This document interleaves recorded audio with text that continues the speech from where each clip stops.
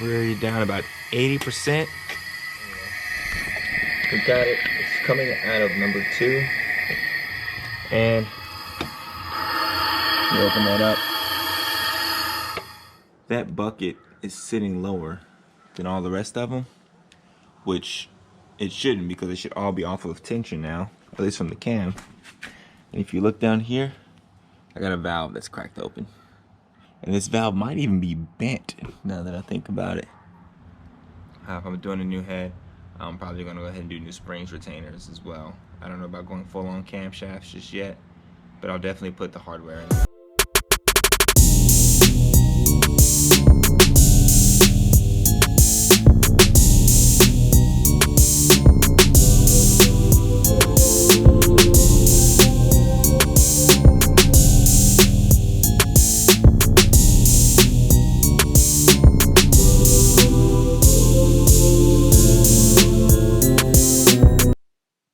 Okay, so today we're going to do things a little bit differently with the video.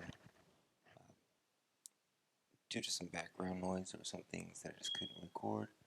So I'm going to do a voiceover on some of those spots because I really wanted you guys to be able to understand and hear what was going on. And there's going to be a mix of some in-video dialogue. So right here, I'm just removing some of those valves and springs. In fact, I'm removing all of the valves and springs to inspect them. As you recall in the last video, I did have that one clearly bent valve. And just to be sure that none of the other valves are also bent, I'm going to go ahead and pull all of them out, both on the intake side and the exhaust side.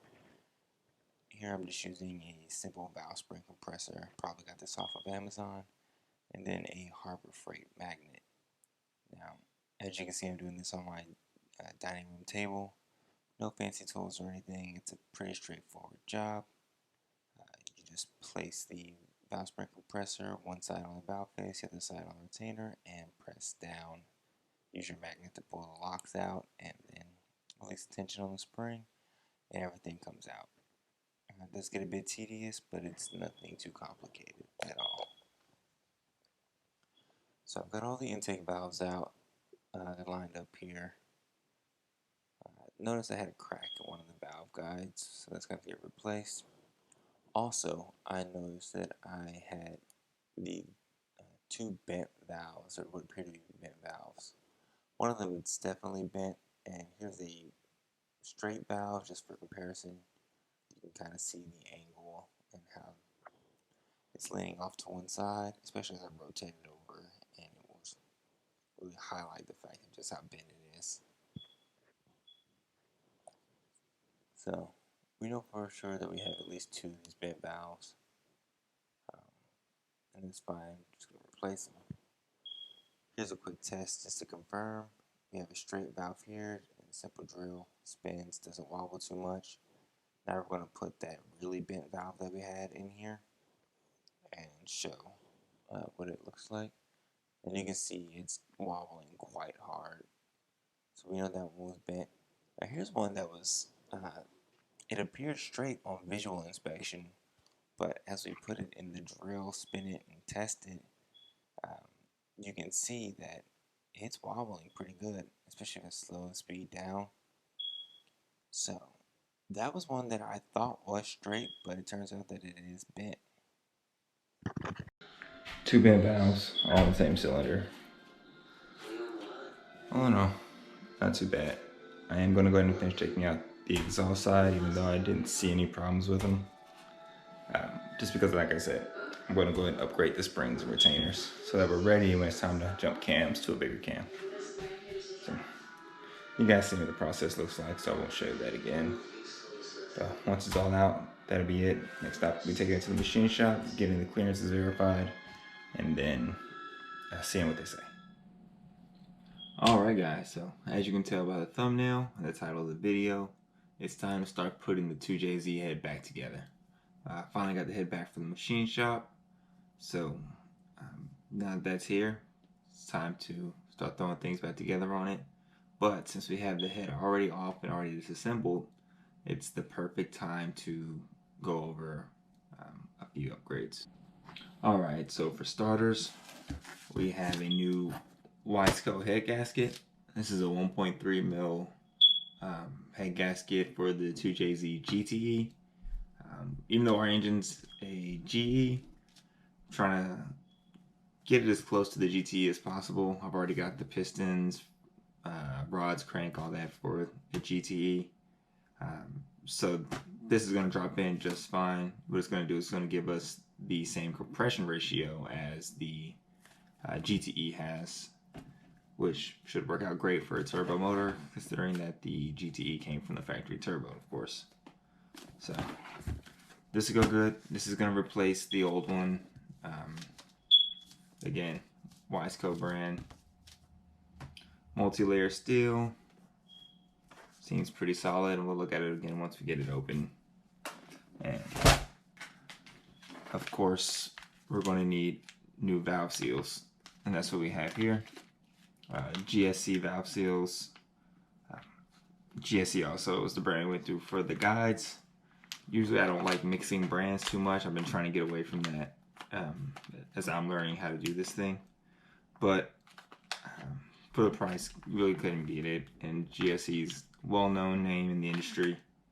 I got these and the head gasket off of Real Street Performance. So shout out to those guys. But yeah, just regular upgrade. Also, since we have valves already removed, springs, everything's are off, we're going to go ahead and upgrade to the Brian Crower Racing. These are their BC 0300S or steel spring retainer kit. So you can see the retainers right there. Steel springs.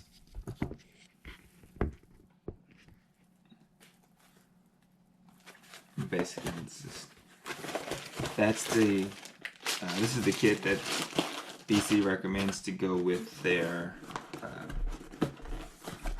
cams, especially their more aggressive ones like the 272s and the 270. I think they have 276s, and even the Daigo spec ones. So, as you can probably guess, with BC retainers and going with their kit, their springs, I do plan on going to the BC cams. I'm still stuck between 264 and 272. But at least with these springs and retainers in there, it'll give us the option for either one or something even more aggressive if that's what I decide. So I think the 264s you can run stock springs with, but might as well have it in there. Next up, of course, gonna do new springs, retainers. Might as well do new keepers or locks, and that's all this is. These are just the GTE valve keepers or valve locks. So moving on, we got exhaust manifold gaskets. These are going to replace the cheap eBay ones that I had on there. You guys probably seen some of the pictures if you follow me on Instagram, which if you don't follow me on Instagram, go ahead and do so at harrison.peck.89. Skunkworks Instagram page should be coming along soon, so keep an eye out for that one, and that'll be just at Skunkworks Performance. But yeah, D&J, nothing too crazy. The machine shop I go to, they use D&J all the time. I've used D&J on a few products, mostly if you guys saw the F-150 build, or rebuild I should say, I put some D&J parts in there, head gaskets, timing kits, pistons, all that. So that'll work. It's just an OE replacement. Also, so we have from Powerhouse Racing, some of that. They send you candy. I don't know why. I just appreciate the candy. It makes me smile a little bit each time. Maybe because I'm a fat kid on the inside. But also Bima World. Bima World does that. They send their German candy, their gummy bears. So what we have here, this is this is Powerhouse Racing's, it's their 20 AN coolant port adapter. And what this does, this is going to take that water outlet neck that goes from the head back to the radiator, and we're going to convert that to 20 AN fitting, which should clean it up pretty nicely. Keeps a low profile. Normally that outlet neck for the VVTi engines has the mounting bolt for the head, for the VVTi oil feed or the oil tube. I talked to Powerhouse Racing directly. They said that it'll work just fine. They actually offer a like a braided or PTFE hose to replace the factory hard pipe that gives it a little more flexibility anyway. And I'm pretty sure I'm going to go ahead and buy that one as well, just because I bent the mess out of my hard pipe when I was removing the head because it got caught and I just wasn't paying attention. But that'll work out nice. AM fittings all around. I'm a big fan of it just because they're super easy to get on and off, and it's going to go great with the Chase Base radiator and the Chase Base inline filler neck that we have. So that's all the parts that we have for now that we're going to be replacing on the head. We're just going to use, for the 4 bent valves, which by the way, we're up to 4 bent intake valves. Still none on the exhaust side that I've noticed, but we're going to check them all again. I'm just going to pull those off of the other 2JZ that we have sitting in the garage. So that'll be a 1-for-1 swap. And then later on down the road, we'll throw the new cams in there. So hopefully this thing will be back up and running within the next week or so. Work should be pretty slow for me, so I should have plenty of time to get on it. So now that we've got the unboxing of the pieces out of the way, now it's time to go ahead and get to the cylinder head and get all that stuff thrown in. So we'll knock that out, and that'll probably be it for this video. Okay, so instead of buying 4 new valves, I'm just going to use the valves out of the spare motor that I have sitting in the garage. Again, just using a simple spring compressor and a magnet, going to pop those out and reuse those valves. Before I put the valves in, I'm just going to give them a quick cleaning off. Simple Brillo pad and a drill gets it done. Nothing special. I just want the seats more than anything to be debris free as I set them in. Alright, so they're laid out now. Not going to reuse those springs, but I do have the new valve seals. And here we see the new valve seals put in. I was going to show me actually putting them in, but the video file got corrupted. It's simply just tapping them in with the right tool. Nothing. So now we're going to put our valve springs, the retainers, and keepers in. So since we have upgraded valve springs from Brian Crower, we have to replace the old ones. You can see the difference at how see how much bigger this one is. Put it up here so they can see. You see the Brian Crower ones are way bigger, way stiffer than the factory ones. So that'll help us when the engine starts spinning. So before we can get them in there, we first gotta set it up. So we're gonna take our retainer and our keepers, or our locks, and we're gonna put them in there like that. It looks broken. I know, it's supposed to be in 2 pieces. So we'll set them in there. See if we can get close enough to see. And then we'll set that on top of our spring. And then from there, we're going to put it onto the valve itself. Alright. So you're going to put it on the valve right there. You see that opening? Yeah. There we go. Now here comes the hard part. We're going to take our tool and we're going to line it up in that hole. once we line it up, we gotta push down on it really hard. So you can try, but I don't think you're gonna be able to get it. Yeah, so I just do it like this. Yep. You gotta make sure that you're going at the right angle. I'm wearing socks, so I'll probably just scoop back a little bit more. This one quick.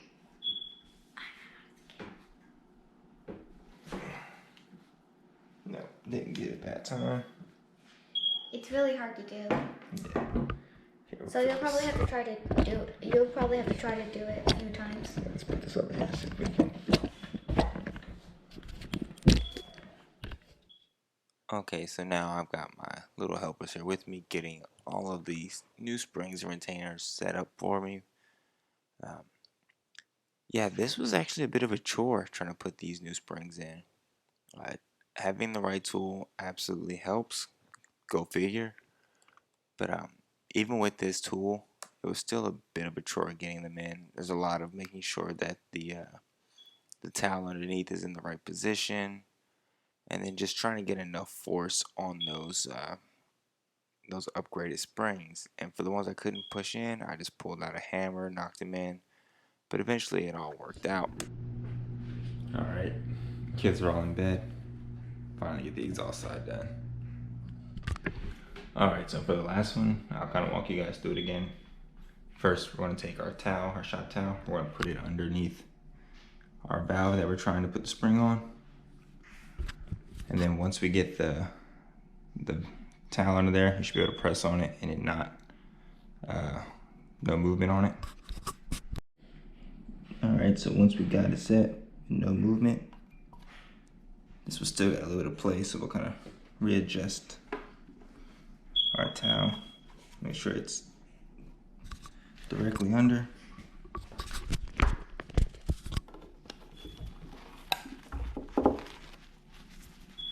Get it nice and balled up tight.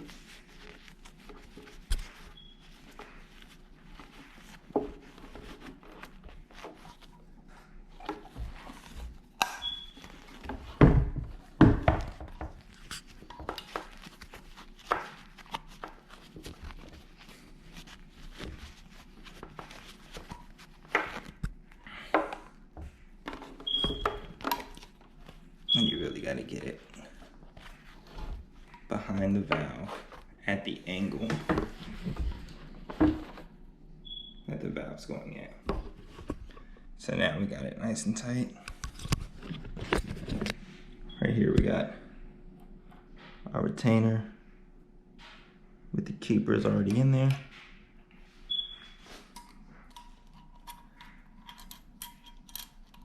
Set them in on our spring.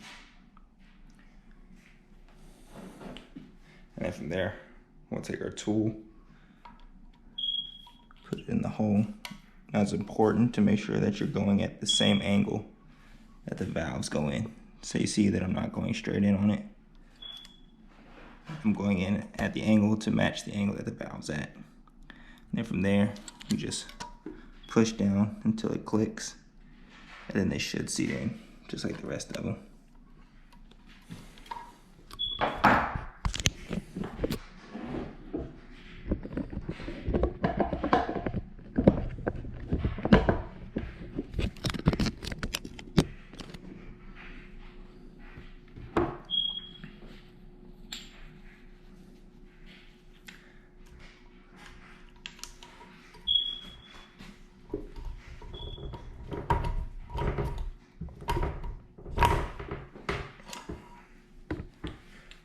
Alright. So we got our click. Our keepers are in. And that's it. So we got the new BC kit installed. It should be ready for when we decide to upgrade the cams. Doesn't matter, 264s, 272s, or the crazy Digo spec. Won't matter. These should handle all of them. Should spin out to about 9,000 RPM as well. So only thing left is put the factory cams back in for now. First get the head back on, then the factory cams, and close everything back up. So we'll do that next.